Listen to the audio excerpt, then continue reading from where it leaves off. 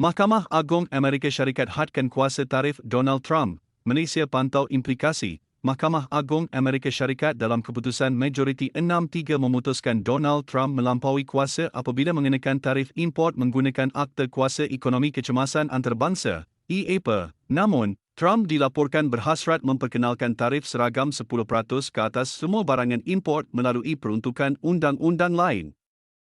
Amerika Syarikat kekal antara rakan dagang terbesar Malaysia dengan jumlah perdagangan dua hala mencecah 367 bilion tahun lalu, termasuk 233 bilion ekspor Malaysia ke pasaran itu, Menteri Pelaburan, Perdagangan dan Industri, Johari Abdul Ghani berkata kerajaan sedang memantau rapat perkembangan tersebut dan menilai implikasinya terhadap ekonomi negara. Sekiranya tarif baharu dilaksanakan, kos ekspor Malaysia ke Amerika berpotensi meningkat sekaligus menjejaskan daya saing produk tempatan.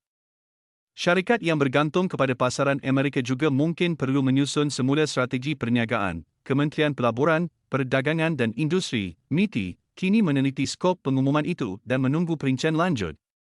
Kerajaan menegaskan komitmen Malaysia terhadap perdagangan terbuka dan berasaskan peraturan, sambil terus mempelbagaikan pasaran bagi memastikan daya tahan ekonomi.